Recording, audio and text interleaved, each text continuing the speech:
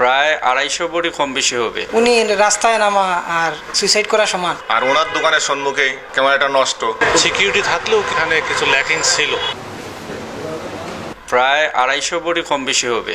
সব অর্নামেন্টস না, আমাদের পার্সোনাল দোকানের ভিতরে সিসিটিভি যেটা আমাদের পার্সোনাল, ওইটা যে ডিভিআর যেটা বলে ওইটা সহজ চুরি করে নিয়ে গেছে। আর মার্কেটের ফুটেজ আছে, মার্কেটের ফুটেজ তো প্রশাসনের বাইতারা নিচ্ছেন, তদন্ত করতেছেন, দেখতেছেন, কিন্তু দুঃখের বিষয় হলো প্রায় 1 সপ্তাহ এখন পর্যন্ত পুলিশ কাউকে আটক করে নাই। শুধু আমরা জানতে চাইলে ওইটুকু আশ্বাস দিতেছেন যে ইনশাআল্লাহ ভালো কিছু রেজাল্ট আপনাকে দিতে পারবো, আমরা সর্বোচ্চ চেষ্টা করতেছি। সিসিটিভির ফুটেজে আমি অ্যাকুরেটলি বলতে পারতেছি না, মনে হয় 8-10 জনের মনে হয় ফুটেজে, মনে হয় 8-10 জন মনে মিলছে, মনে হয় সম্ভবত। ফুটেজ অনুযায়ী তো মনে হচ্ছে সম্ভবত 9:45 থেকে 10:30টার ভিতরে, এই সময়টার ভিতরে। মানে আমাদের বসের অবস্থাও বেশি একটা ভালো না, ওনার মাথা কাজ করতেছে না। উনি রাস্তায় নামা আর সুইসাইড করা সমান। উনি যে দাঁড়িয়ে কথা বলতেছেন সুন্দর করে, এটা আসলে আল্লাহর রহমত ছাড়া আর কিছু নাই। তো প্রথমেই তো মানে, কারণ দেখেন আমরা শুধু আমি না, এই মার্কেটের ভিতরে আমরা যারা ব্যবসায়ীরা আছি, আমরা দোকানটা বন্ধ করার পরে যখন বাসায় চলে যাই তখন পুরোটা দায়িত্ব তো মার্কেটের যে সিকিউরিটি আছে, সিকিউরিটির উপর। কারণ আমরা সিকিউরিটিকে টাকা দিই না, সিকিউরিটি রাখাই তো জন্য। সিকিউরিটির পিছনে আমরা কেন টাকা খরচ করি? আমাদের ব্যবসা প্রতিষ্ঠানের সিকিউরিটি দেওয়ার জন্যই তো। তো আমি তো প্রথমেই তো ওদেরকেই দায়ী করব। যে কোনো ম্যানের মাধ্যমে হয়তো তারা জানতে পারছে। আর ওনার দোকানের সম্মুখে ক্যামেরাটা নষ্ট, তারাও জানে।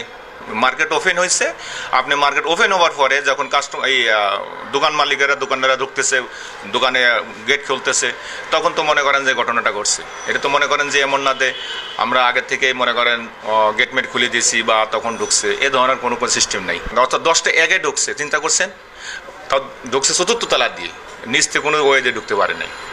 অর্থাৎ 10:40 থেকে আমরা নিচ থেকে খুলতে জায়গা উপর দিয়ে খুলে ওই পাশে নেমে যাই, বুঝতে পারছেন? নেমে আসি সারি, তারপরে গিয়ে পকেট গেট খুলে তারপরে পুরোটা ওপেন করে দিই। CCTV almost everything, part from one একটা সমস্যা ছিল, ওইটা আবার রিপ্লেস হয়ে গেছে। মেইনগুলা সবগুলাই মোটামুটি কাজ করে। দোকানের সামনে যেটা ছিল, ওখানে 2 সাইডে একটা খারাপ ছিল, দোকানের সামনে না, ওই সাইডে। এই যে লোকগুলা ঢুকলো, কারা ঢুকলো, কি কেন ঢুকলো, ওর অন্তত ওটা আইডেন্টিফাই করা উচিত ছিল। কিন্তু হে মনে করতে পারে নাই যে এরা কি আসলে কাস্টমার না স্টুডেন্ট।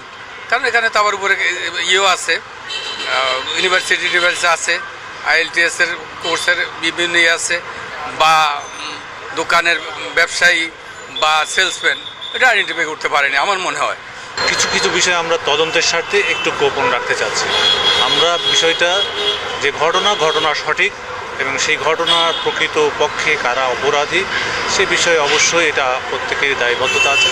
আমরা আমাদের অবস্থান থেকে আমরা অবশ্যই প্রকৃত ঘটনা উদ্ঘাটন করার জন্য তৎপর আছি।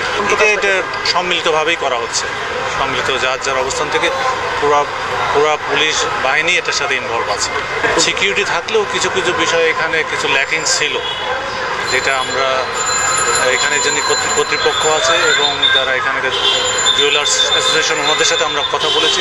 যে সকল ল্যাকিংস আছে সেগুলোকে ওনাদের তরফ থেকে যে প্রয়োজনীয় ব্যবস্থা নেওয়ার জন্য আমরা অনুরোধ করেছি এবং ওনারাও এটা বিষয়টা পর্যালোচনা করছেন।